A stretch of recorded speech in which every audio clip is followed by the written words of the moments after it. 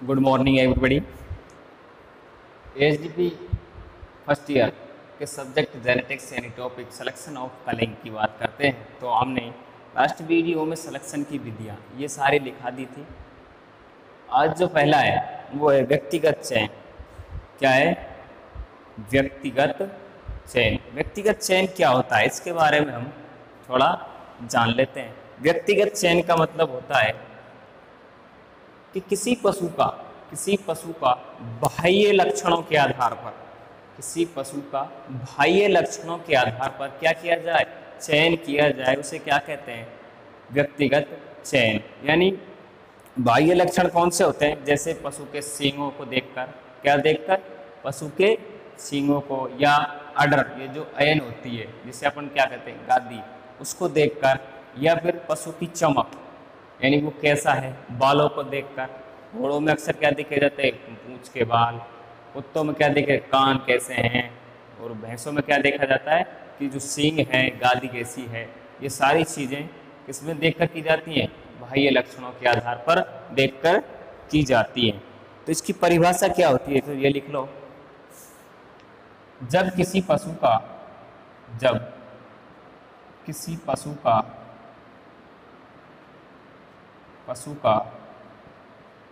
बाह्य लक्षणों के आधार पर बाह्य लक्षणों के आधार पर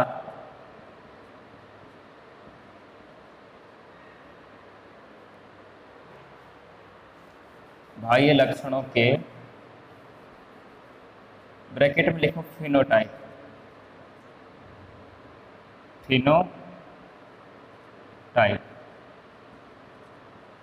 बाह्य लक्षणों के आधार पर क्या किया जाता है? चयन किया जाता है। आधार पर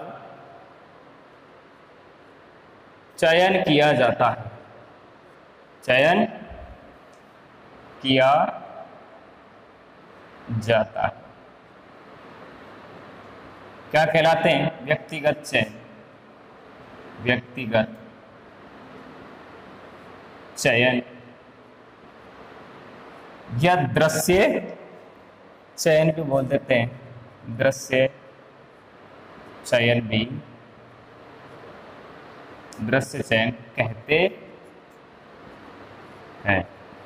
क्या है कि जब किसी पशु का बाह्य लक्षणों के आधार पर चयन किया जाता है उसे क्या कहते हैं? व्यक्तिगत चयन या दृश्य चयन। या दृश्य बाह्य गुण होते हैं, बाह्य गुण बोल लो, लक्षण बोल लो, तो क्या कहते हैं? उसे व्यक्तिगत चयन कहते हैं।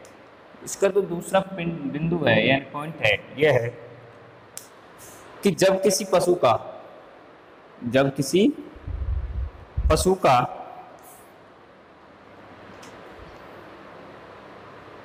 दूसरा है इसमें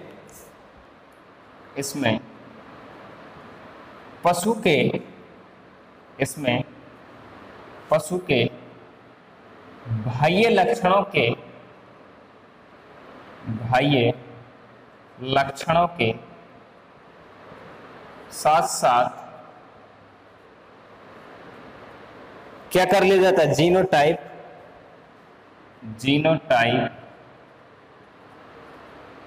जीनोटाइप तथा प्रजनन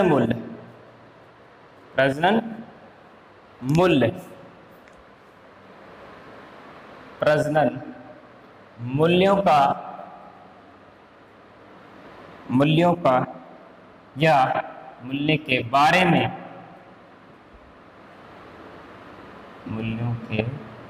में क्या कर लिया जाता है? अनुमान लगा लिया जाता है।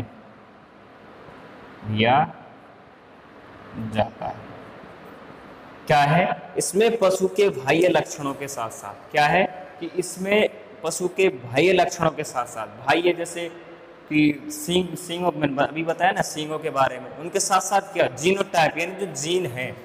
यानी मान लो कि किसी पशु के शरीर में क्या है? मोटा है, या चमड़ी उसकी कैसी है? भारी है। तो पशुपालक है जो क्या कर लेता है कि जब पशु के जो चमड़ी है वो भारी है तो जो इसमें दूध की क्षमता है वो कैसी होगी, वो भी ज़्यादा होगी। यानी जो जीनोटाइप है, यानी जो जिनके माता पिता कैसे हैं, अच्छे हैं, वो उनके बारे में भी, या प्रजनन के बारे में, यानी प्रजनन के क्या होता है, प्रजनन यानी जो पशु मान लो अच्छा है, उचित है, या मतलब उन्नत है, उसके बारे में भी क्या कर लिया जाता है, अनुमान लगा लिया जाता है। अगला है इस विधि से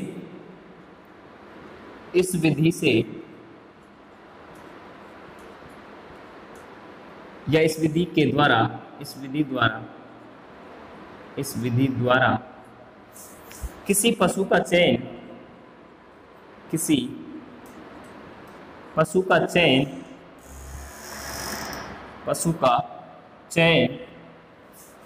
एक लक्षणों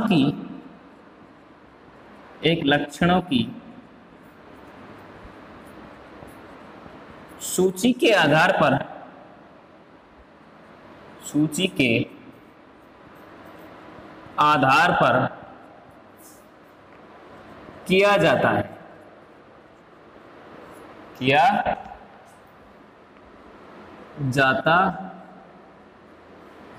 अतः इसे गुणाकन पत्र भी कहा जाता है। पत्र ब्रैकेट में लिख लो, स्क्योर कार्ड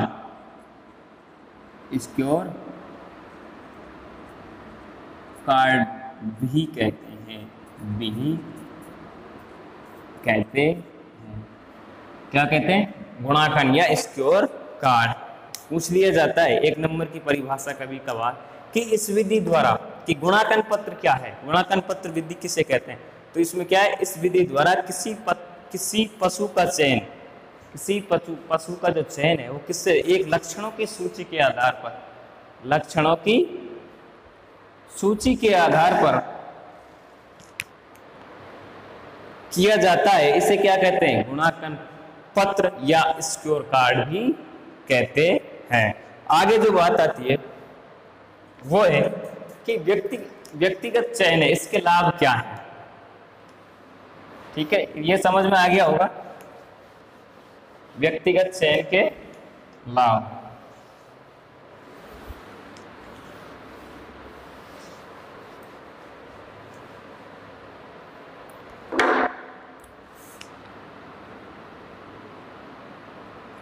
लाभ क्या है, इसके बहुत से लाभ हैं। इसमें जो नर और मादा है उन दोनों के लिए क्या है, सर्वोत्तम विधि है। नर व मादा के लक्षणों के लिए कैसी विधि है, सर्वोत्तम विधि है।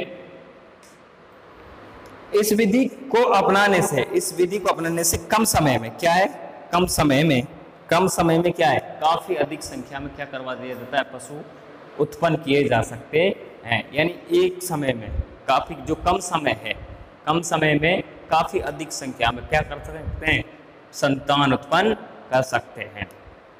तीसरा है कि इस विधि द्वारा संतान का उत्पादन संबंधित मूल्यांकन उसके बाह्य लक्षणों व गुणों को देखकर लगाया जाता है।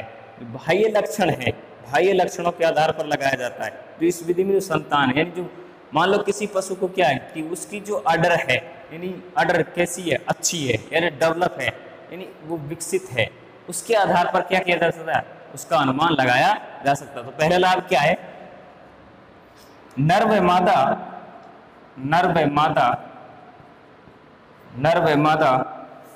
में उपस्थित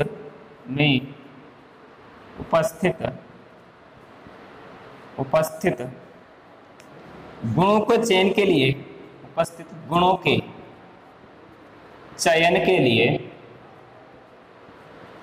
सर्वोत्तम विधि है, सर्वोत्तम विधि है। क्या है, सर्वोत्तम विधि है। यानी जो नर व मादा में उपस्थित जो जनक है, जो जनक अपन ने चुने, जो जनक चुने अपन ने, उनमें उपस्थित जो गुण है, जो उपस्थित अच्छे गुण हैं, उनमें जो चयन वो क्या है, सर्वोत्तम विधि है। कौन सी विधि, व्यक्तिगत चयन विधि। ठीक है। दूसरा जो लाभ है वो है कि इस विधि द्वारा इस विधि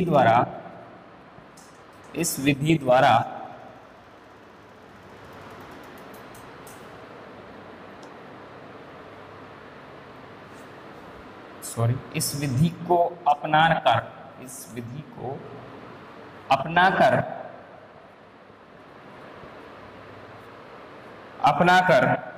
एक समय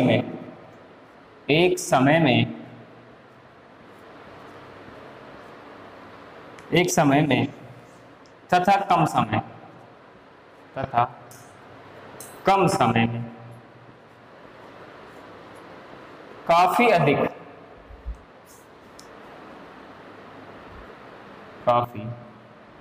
अधिक या बड़ी संख्या में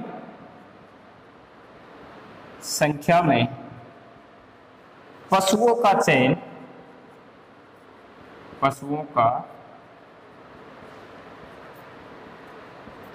कर सकते हैं। क्या कर सकते हैं? चयन कर सकते हैं। दूसरा क्या है कि इस विधि को अपनाकर एक समय का मतलब है एक दिन, एक समय में तथा कम समय यानी पूरा टाइम भी नहीं लगेगा, यानी 2, 4, 5 दिन भी नहीं लगते। उनमें भी क्या है, काफी बड़ी संख्या में यानी अधिक पशुओं की चयन कर लिया जाता है। ये क्या है इसमें कि इस विधि को अपनाकर एक समय में तथा कम समय में काफी बड़ी संख्या में क्या किया जाता है, पशुओं का चयन कर सकते हैं। तीसरा है इस विधि द्वारा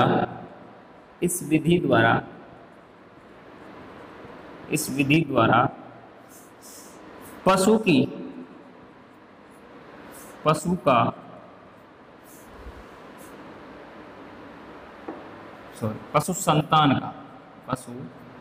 संतान का उत्पादन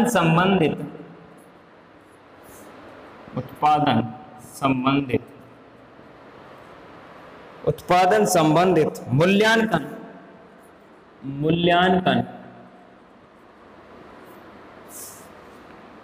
उसके बाह्य लक्षणों के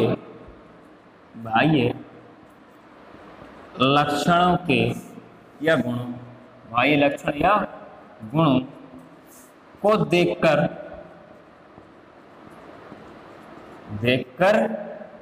लगाया जाता है।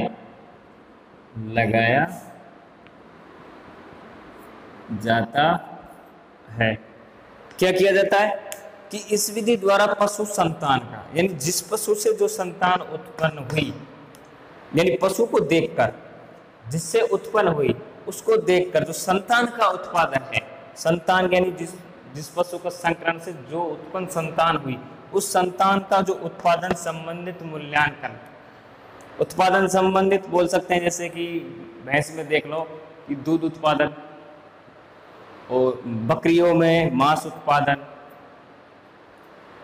ठीक है।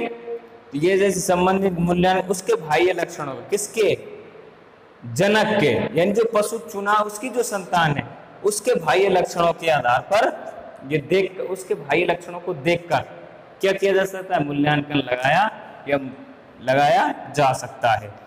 तो ये क्या हो गए, इसके लाभ हो गए। ठीक है, आप लिखना चाहो तो लिख लो।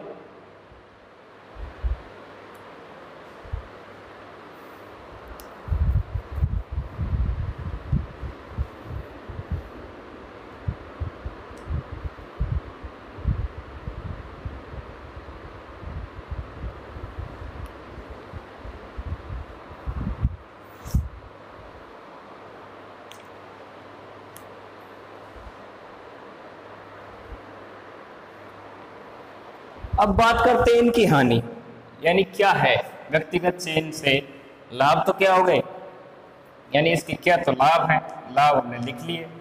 अब बात करते हैं हम हानि कि इससे क्या हानि है।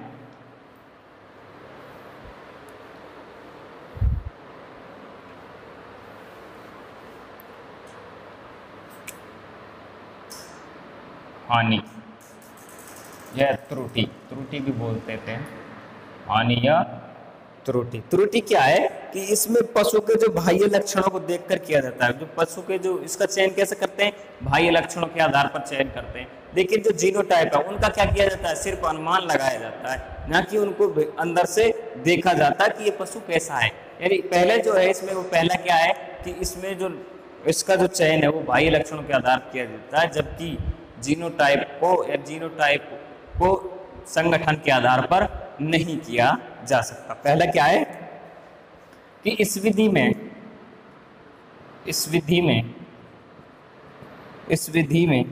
पशु का चयन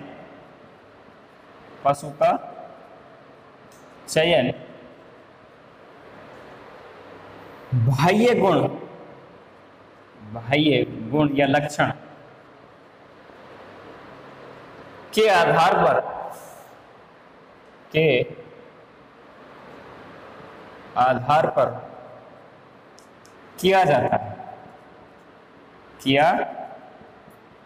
जाता है। अतः एकदम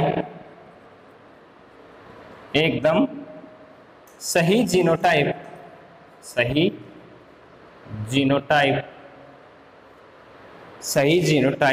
व प्रजनन मूल्य का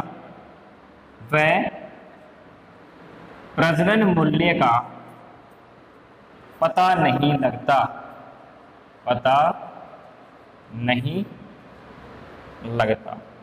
क्या है पहला कि इस विधि में जो पशु का चयन हो क्या किया जाता है, बाह्य लक्षणों के आधार पर किया जाता है, न कि उनके जो आंतरिक लक्षण है, यानी जो जीनोटाइप है उनके लक्षणों के आधार पर नहीं किया जाता, और प्रजनन मूल्य उसके आधार पर भी नहीं किया जाता। तो इसकी जो पहली हानि है वो क्या हो गई कि जीनोटाइप के आधार पर नहीं किया जाता, इसलिए इसको कम चुना जाता है। दूसरा है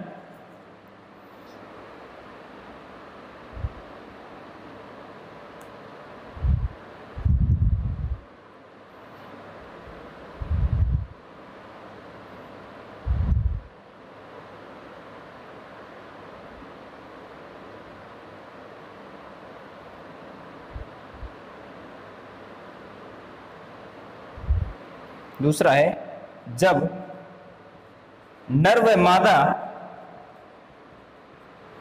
मादा पशु का चयन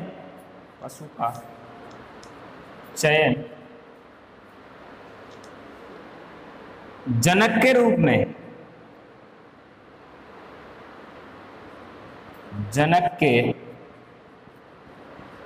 रूप में एक साथ करते हैं,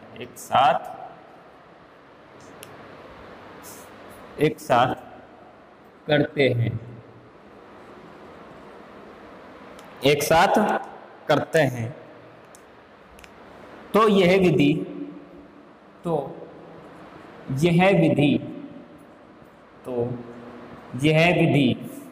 एक ही समय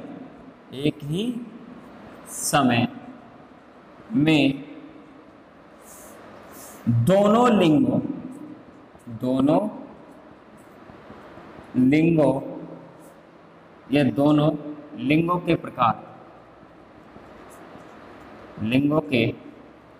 प्रकार पर नहीं अपनाई जाती।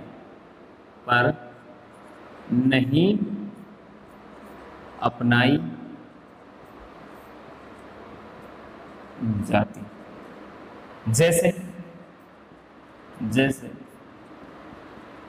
गाय में क्या, दूध उत्पादन। दूसरा है मुर्गियों में अंडा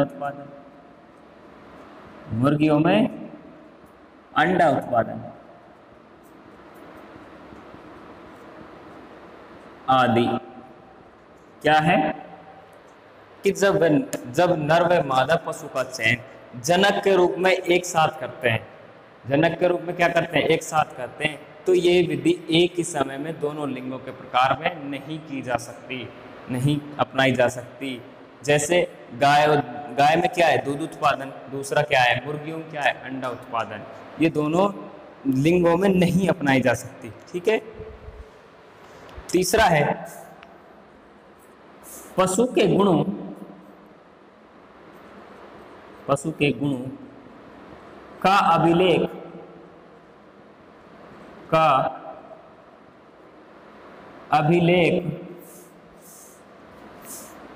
जिसे रिकॉर्ड बोलते हैं, रिकॉर्ड का अभिलेख उनके परिपक्व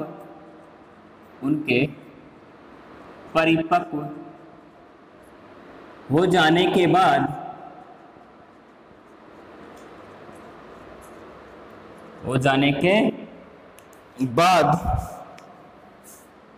ही मिल पाता है,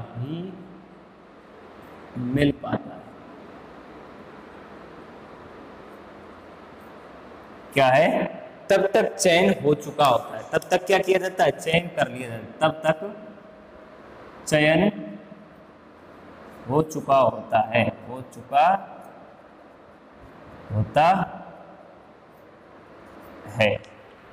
क्या है कि जो पशु के जो चयन की अभिलेख है, यानी गुणों का, यानी पशु के गुणों का अभिलेख, रिकॉर्ड, यानी पशु कैसा था, ये कैसा, जो पशुपालक पास रिकॉर्ड है, उनके परिपक्व हो जाने के बाद, किनके परिपक्व हो जाने के बाद, संतान जिस जनक को चुना, यानी जो जनक, यानी जो पैतृक चुने, उनके जो बच्चे हैं वो परिपक्व हो जाने के बाद ही मिल पाता है।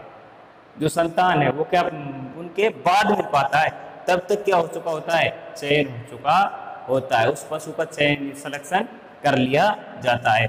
चौथा क्या है, चौथा है जिस गुण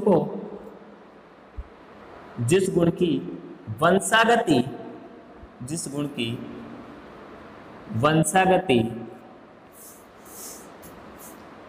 कम होती है तो उसकी प्रजनन क्षमता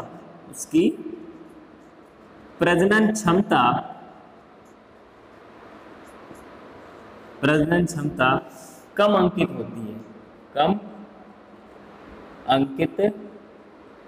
होती है। क्या है कि जिस गुण की वंशागति कम होती है, यानी जो पशु चुने उनकी जो वंशागति है वो क्या होती है, कम होती है, तो उनकी जो प्रजनन क्षमता है वो भी क्या होगी, कम अंकित होगी। ठीक है, तो ये क्या हो गई, इसकी हानि हो गई। आप इसे लिख लो।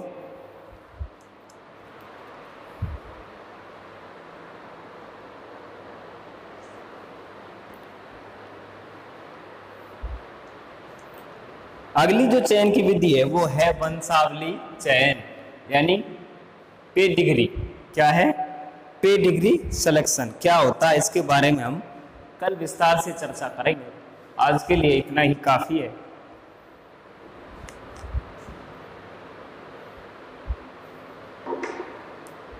आए समझ में? जो भी समझ में नहीं आए आप उसे कमेंट बॉक्स में जाकर कमेंट में लिख सकते हैं कि सर हमारा ये समझ में नहीं आया, उसे हम दोबारा रिवाइंड करवा देंगे। ठीक है, दैट्स राइट, ओके।